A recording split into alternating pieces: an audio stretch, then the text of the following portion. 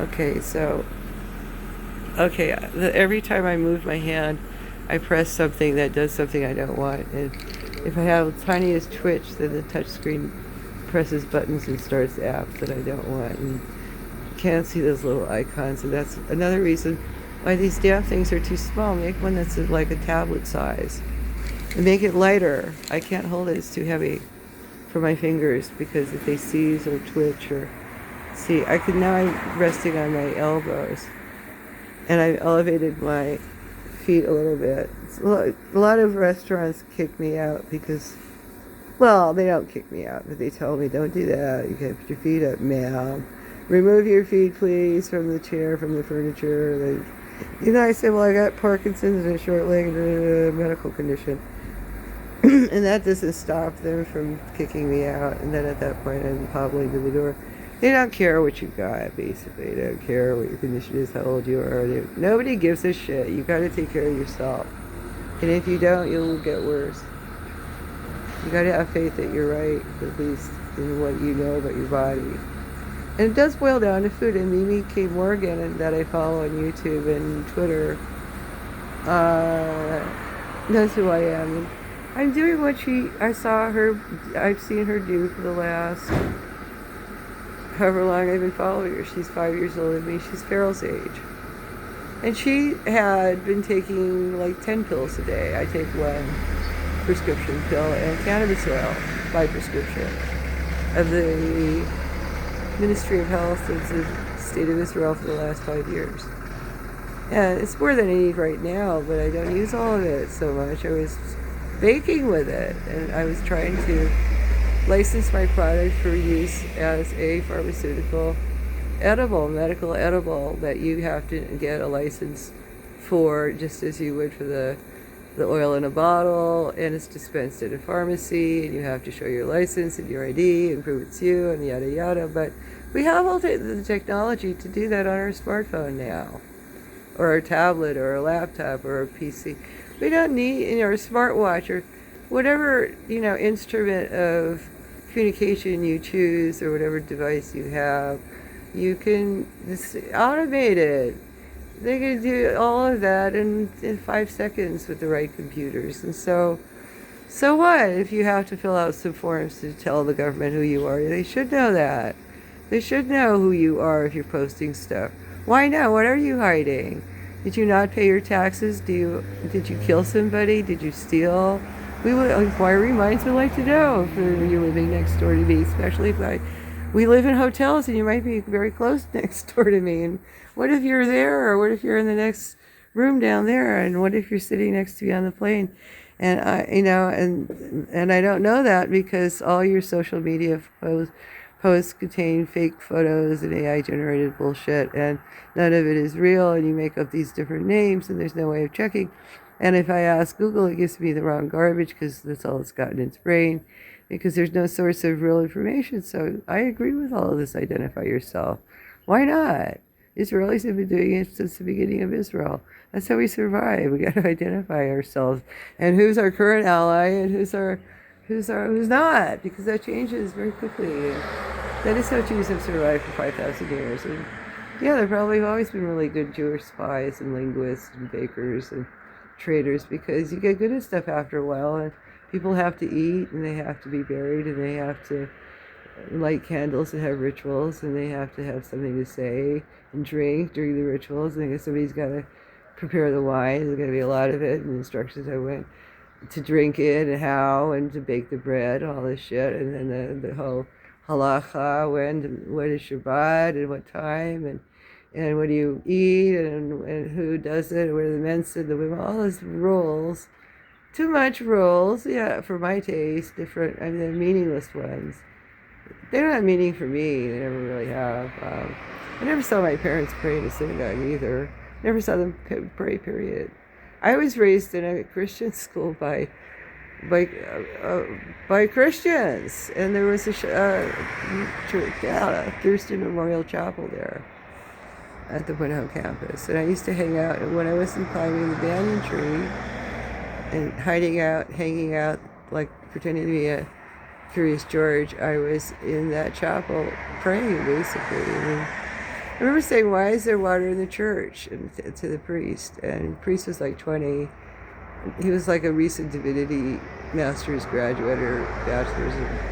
This is Berkeley. No, it wasn't Berkeley. It was Hawaii. But, well, Berkeley has a bunch of schools. It's called Holy Hill, North Berkeley, near near the White Hall and those projects that are still there. White Hall is where I lived and represented them on the board of directors when I was living there. And I managed to get the building inspector over there, and there's a story there somewhere. It's true. I'm responsible for all the bathrooms being up to building code. That was one of my first building projects.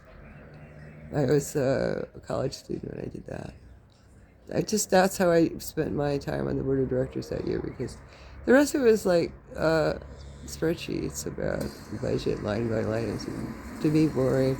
I want to know what can I do with the office I'm holding, with its tangible, practical improvement, and least the cleaner than you found it, because that's what my mother taught me. Winnehoe didn't teach me that. So there's a place on Winnehoe campus called Thurston Memorial Chapel, and I think that's what it's called. And there's a river, a little tiny, well, it was a carp stream. They're giant goldfish is what they are, and they're overfed, or they were. Well, the kids used to throw this horrible white bread in there that they used to feed us. It had oleo. I remember they called it oleo. It was margarine. They would smear all this margarine on this like Wonder Bread and cut it in diagonally and feed it to us to fill our tummies. The rest of it was like mashed potatoes and other garbage. Cafeteria food that they overcharged their parents for. Hot dogs, hamburger, corned beef hash, macaroni and cheese, school food, little jellos and puddings. What they feed kids now, the same shit, hasn't changed in 50 years, 60 years. 60 years now. I was there 6 decades ago. Before Barack Obama got there, right before he died. So, you see, the sun is now rising in the sky over I'm facing due east, where I saw it rise this morning an hour or 2 hours ago, about an hour and a half ago. I watched it rise from that hill, that treetops, and now I'm seeing it rise up in the sky, and so it's going to climb up there, and it must be about 8:30, 9 o'clock based on the position of the sun, but I'm not sure. And then so behind me, I'm facing due east, so behind me is due west. So north is at my starboard is right, port is left. Yeah, so there's this guy named Sal Mercoglio, and he does something like what's new with shipping, or what's up with shipping, or something like that. And he's a real cool guy. He explains everything really, and he makes it funny, like Tom Nash made finance funny and not scary, and retail investing not scary but funny and profitable. And I got interested in that because Oregon, I have my money now deposited my old age pension from Social Security that I worked to pay. I worked for every dollar that I paid into Social Security for 27 years as a legal assistant, litigation secretary, working for 2 or 3 dozen lawyers in San Francisco, not at the same time, but sequentially for 27 years. Most of that for lawyers, and doing legal research, legal writing, editing, compliance with local rules, finding out what the local rules are, following them, not making mistakes, correcting their grammar. It finally stopped making noise, and now it's going to be serene for another few minutes. So I feel it's closer to 9 or 10 now. I'm going to say, now I wanted to sit here. I feel that the sun exposure for at least an hour a day, sitting in the direct sun. And I think I have some more clothes on. Oh, I did wash out my underwear. I always do that in the sink, and then I hang it out here, a little clothespins on whatever. It's just dirty, so they don't clean it. I could wipe that down if I have a rag. And then I do my own laundry over it. It just makes me feel grounded. And I sit in the sun, which helps me recharge. And then as it gets closer to where my body is. So between 9 and 10 is the time to sit here. That's one reason is to not cancel or ask for a refund or stir up the shit. I don't want to burn my bridge, for one thing, and the second thing is I will write to them and ask them where the they know this music that I want to record, and I know the name of the person and who her agent is and how to contact that person. And I know where to go for live, but they know exactly where to go for live. It's not like I'm not going to find out, and I'm going to be here until I do it. That's what I came here to do. But I'm going to give it a really good try. This is Laxi that usually works. It usually in the past has worked like right away if I drink enough, especially in combination with any kind of hydration. That's the other part of it. The writing is great. With the diagram, you get the picture. And I got it at a regular pharmacy. I just asked, what have you got for constipation? Can't poop and it hurts. So I also recommend a power bidet, and I ordered one on that's one of the things coming on eBay. And because the other one that I had used and relied on too much, obviously, because you're going to travel unexpectedly and you rely on something, you have to have a plumber install, and you can't just take it apart and put it together every time you change hotels, especially if you don't get along with the manager or the cook, and you have to change hotels unexpectedly, or they don't like your dog or you, or they call you names or accuse you of things you didn't do, and you have to call the police. Things happen, shit happens, the war starts. You got to move your ass quickly. And so, yeah, I left Haifa with more baggage I had. When I boarded the El Al flight to Athens in February on the 22nd on Carol's birthday, I had 3 big suitcases that I had to pay extra to fly out, and I had to leave my folding electric scooter there, my mobility scooter that I'd relied on for 5.5 years, that it was still perfectly good, and I left it with Gal David, who drove me around Haifa for a month. Thank you, Gal David. Enjoy. Batzlacha. Diaboli. I had a book for it, and I asked 3 times for his residence address to send the book to him, and he sends me his email. I said, no, your snail mail, your postal address. Doesn't have a postal address. I don't know. It's none of my business. Maybe he lives out of kibbutz. You want to tell me? Secret hideaway. Okay, well, maybe he's not really a taxi driver. But in any event, he was always there. Maybe he's not really a taxi driver. It never occurred to me that he's from the Mossad. Maybe that's what he was always there for me whenever I got stuck, lost, freaked out, needed his help with or without, something would happen, the scooter would crap out, or it was raining one day, I was soaking wet, I got lost, and Google Earth was sending me in circles all over Haifa, and I was getting totally exhausted, and that's what was going on. And then Gal David comes along and saves me every time, and he was always there, and he would get calls from other ladies in distress, and they sounded like they were older, and he's like a happily married dad of 4 children, I think he told me, and faithful, and so he got the chair. He got my mobility scooter, that is. It sounded weird. He inherited it because the Air Haifa used to take it. They said it doesn't meet regulations. They spent half an hour checking it out, at least half an hour, checking out the, see, there are these green pills. Greek green pills that you get from any pharmacy in Greece now. You get the same stuff too, consistently throughout Greece, Athens at least. You ask, I have a cough, I don't want drugs, give me something that's not man-made, something herbal, please. Anything herbal that works. And they give you the same stuff each time. It's consistent. And no matter what neighborhood you go to, any pharmacy does what you need, and you don't have to have a whole discussion about it. You don't need a prescription. And nobody encourages you to go to the doctor, and they don't force any ambulance on you. Nobody did in Greece. They didn't knock on my, well, one guy did, but I think he was drunk. In Solona's house, nobody knocked on my door. I put the sign up once, and it was respected immediately. And on the street, nobody crowds you either. Greeks have their boundaries, and they know what it is. Africans don't. Israelis don't. Cypriots do, depending on where you are in Cyprus. I was on the Turk side. Not so much for certain Well, we'll just call her the Mad Potter. Like, you know, the Mad Hatter. It doesn't rhyme. Something like that. Eccentric Potter. The purple-haired lady. I have other things to say about her, and she does about me, and I like her son. That's all I can say. I like her art better than her.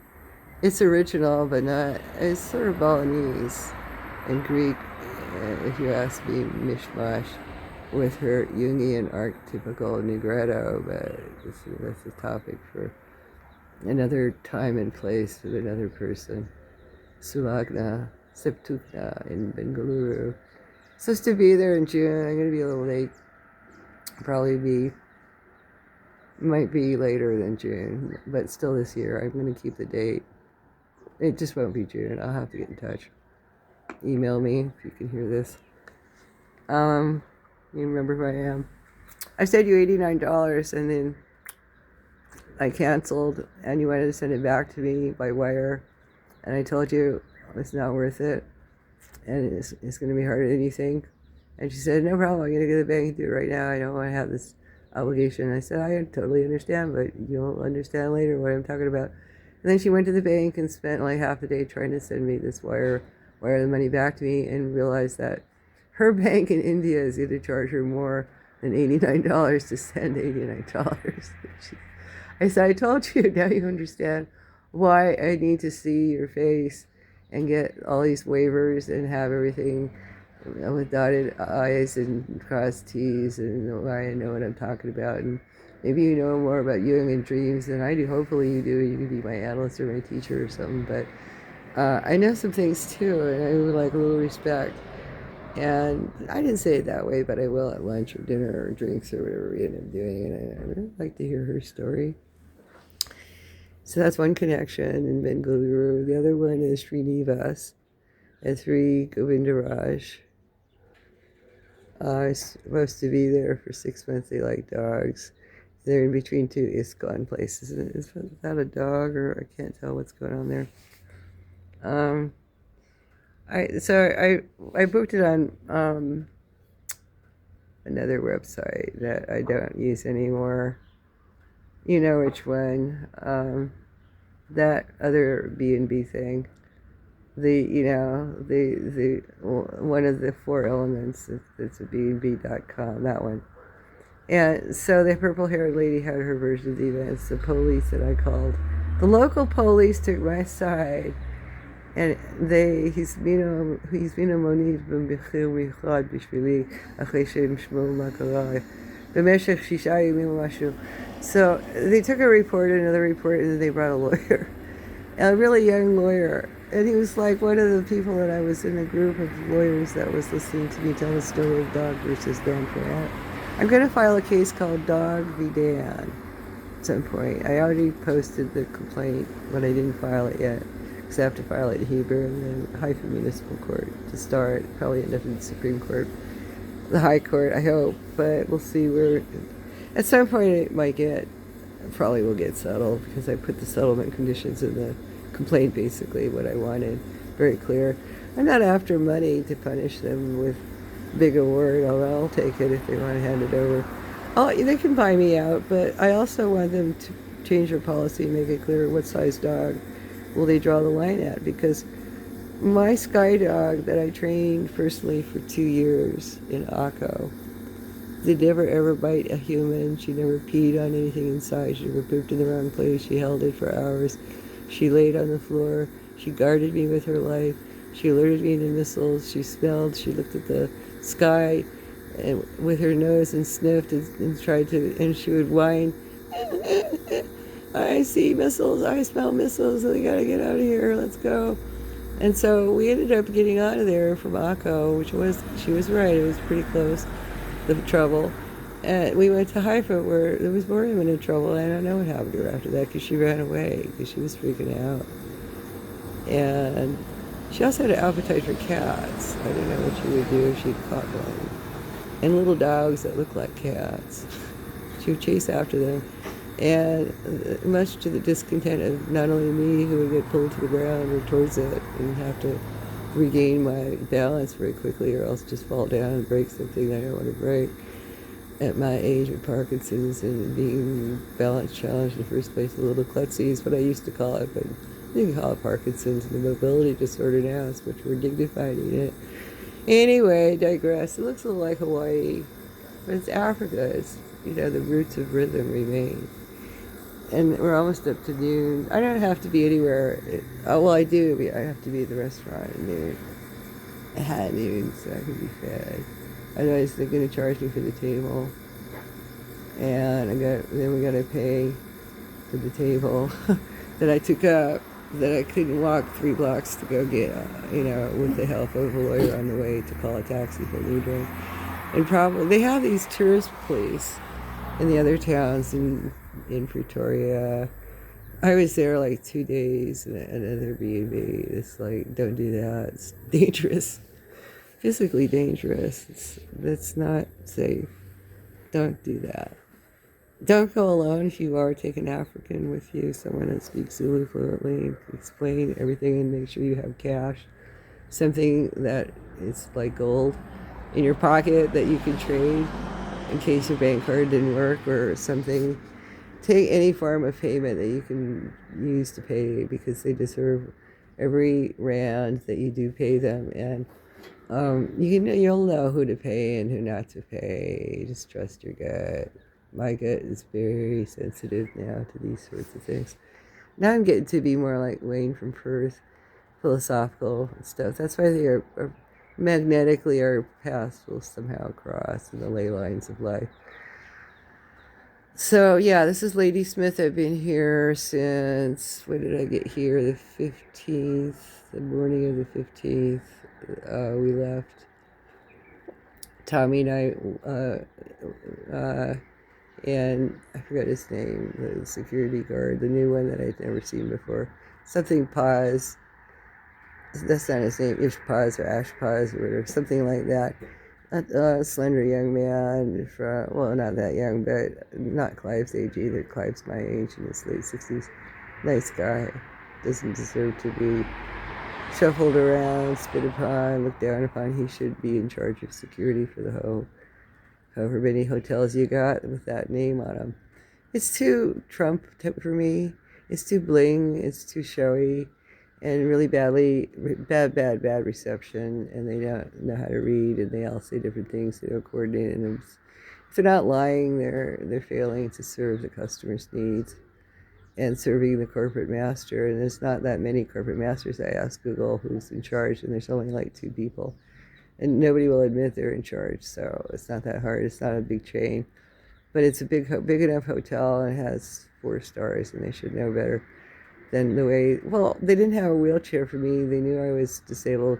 They certainly knew after the first day that they saw me crawling on all fours one day when Tommy came to get back to the elevator, because he went out to do something and I didn't have anyone to lean on, and I literally couldn't stand up.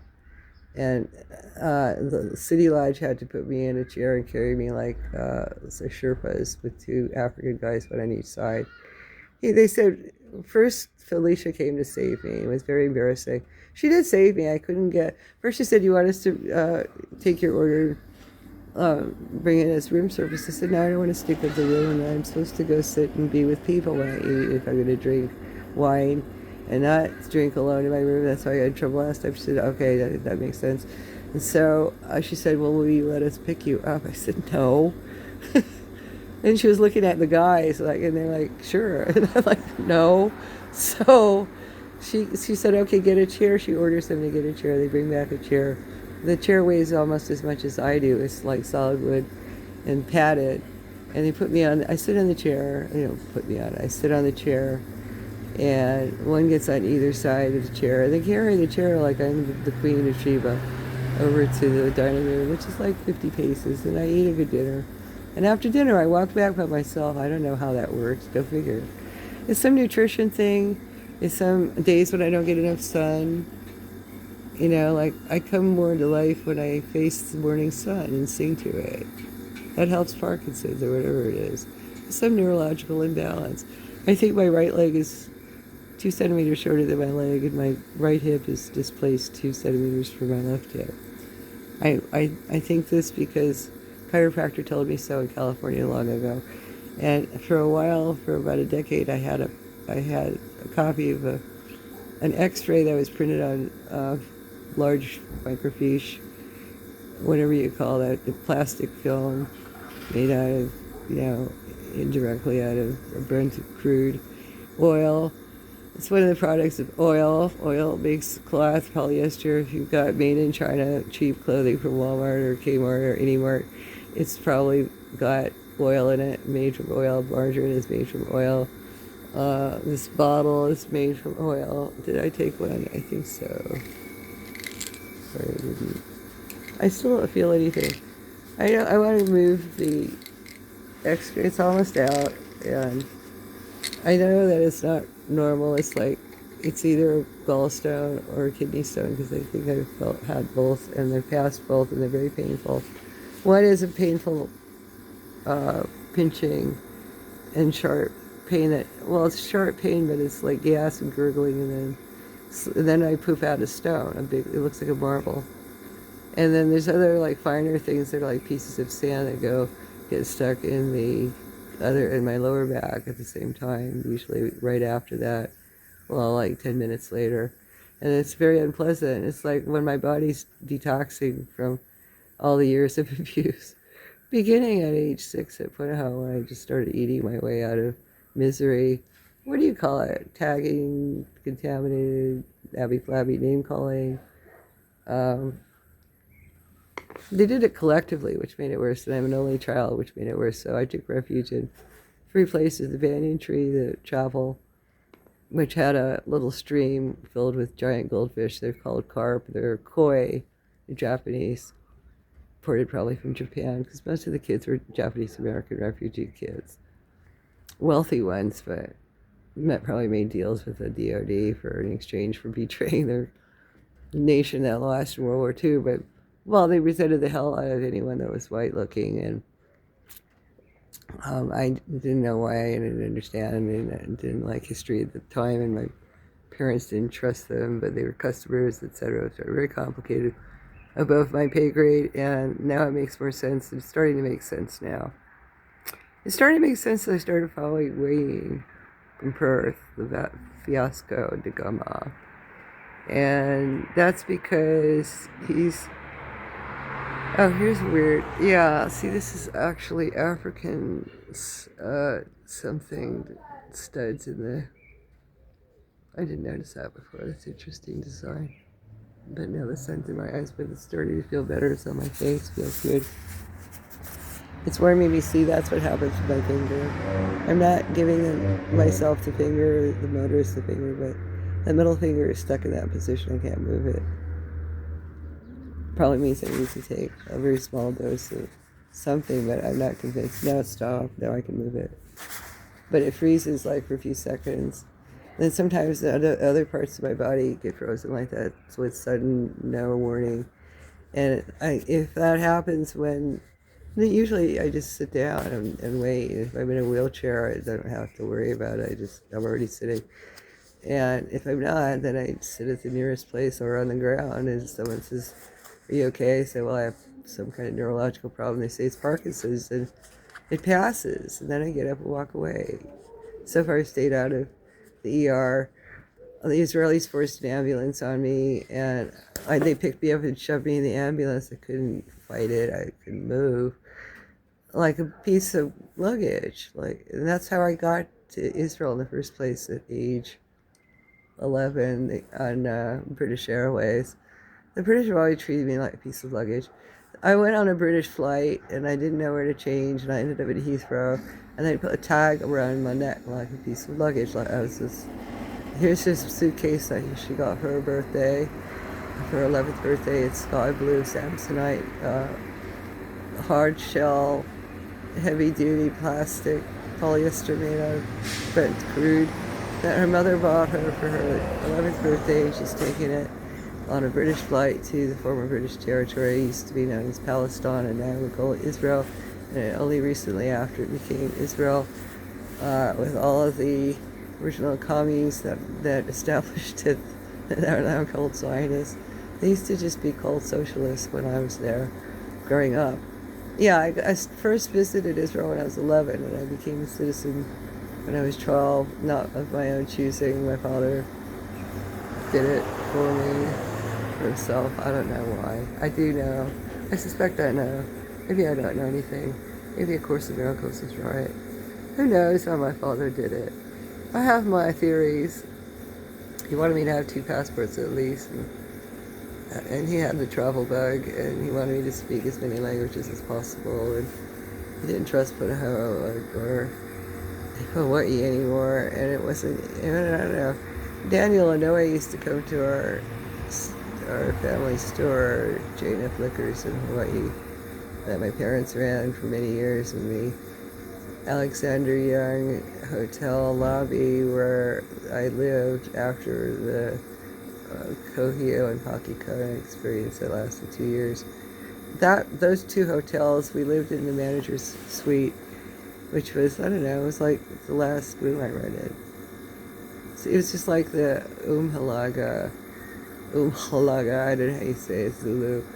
Apart hotel in Durban is, you get a salon, a living room, that's big enough for a family, and a big bedroom with a shower and a bathtub, and a standard toilet that where you could close the door, and someone could take a bath and a shower, and then somebody else could use the toilet privately, and a third person could be in bed doing whatever or sleeping. You could have like 3 people use the bathroom at the same time. The way it's designed, I think it's a very nice design. And they give you more than enough towels. The maids are very good. Security was very good. Very good security. I felt very secure with those men. And I felt very taken care of in terms of housekeeping chores with the maids. They did exactly what I asked them to do and no more. Nobody argued with me. Nobody blamed me for anything. They did exactly what I asked and no more. And I got exactly what I needed from the maids. I thought it was a bit much that they have like 4 different kind of maids, but upstairs, downstairs, who knows? I mean, there's a story in there somewhere, a movie script. The security men made me feel secure, especially Clive. I think he should be promoted, not demoted or whatever you did with him. Hide the body. I don't want to read about this later and have to do something, so please take care of Clive, my man, in Durban. And take care of Tommy and bless him and whatever his long Zulu name I can't pronounce, but it's written on the card, and I try to figure out what it is. I know you wrote it somewhere, and I put it in a WhatsApp or some such message to City Lodge, Durban, and I'm getting very strange replies from them now. They don't remember who I am. I checked that a long time ago. Why am I still sending messages? I'm sending them for Felicia, but if she can't be bothered to tell me what her email is, then. Bye, Felicia. Nice knowing you. So much for your sincerity. Yeah, you're still a nice lady, and I think you should be the prima donna of the reception management there. Just manage the whole fucking place and get rid of Tall Brenda. Why do we need her? She's not going to show up to work. You're aware of everything. I wouldn't pat people on the butt, even if it's your colleague that's not going to lead to anything good. You got to work on your boundaries, your personal boundaries, your work co-worker boundaries. Don't assume it's okay because they didn't complain yet or you got lawyers to your ass yet. It won't be fun if they do, and you'll probably get fired. And when you assume, they just don't promote you, so they fire you. They just call you in, and you come out and your key card don't work and your computer don't work, you can't get your email, and your life as identifying with that corporation comes to a bitter end very quickly if you cross the line. So you gotta know what the rule book is, honey. They don't give you a copy of it. You gotta figure it out quickly. And I was never fast enough to do that. I got fired a lot. Well, you know why. I told you you could figure it out. And let me know about Dolly Parton. I don't think you like it, or you would have said so. We agreed on dogs and men and such. Well, from what you said, I gather we agreed. Now I can't even see the screen at all. I'm dropping it and I can't see it. You want to know what's it like to be a traveling blogger? Well, I don't know. Okay, it is still recording. It looks like it, yeah. I left Israel on 22nd of February. I went to Athens I was there until the end of March. Then I went to Nicosia. I was there for less than a week because of a bad experience with one lady who probably still on that site, that elemental site, that, which has BnB in it.com. And then I got refunded fully, bigly, completely all of what I paid after the police thought I wasn't doing anything wrong. And then the police got a special deal for me. A special deal for you. You suffered of the things, slings and arrows of the outrageous Potter. I think she should be called the mad mysterious purple Potter or something like that. It just sounds like something out of Harry Potter or Alice in Wonderland. It should be a special character made out of Pixar just for her. She's one of a kind. You don't need more than one of her. Well, she's a bit rotund. She doesn't do any housework. She doesn't do any exercise. I don't know what she eats. I don't want to know. Please don't tell me. She's got a very strange relationship with her son that appears to me to be somewhat unnatural, shall we say. And I'm not going to rescind anything I said on video, but it was private between me and her, and then she went and recorded all of it on her video app on her smartphone, and I have no idea where she posted most of it. Some of it was with me unclothed after she barged into the room I rented. She did that twice at the same bedroom. Once I didn't have clothes on, and I was in bed both times trying to sleep. And I kicked them out within about 30 seconds with my tongue. I mean, I didn't touch them with my tongue. I said, get the fuck out of here, and I'm going to sue you. And I didn't sue them yet, but if they keep pushing with defamation that closes accounts on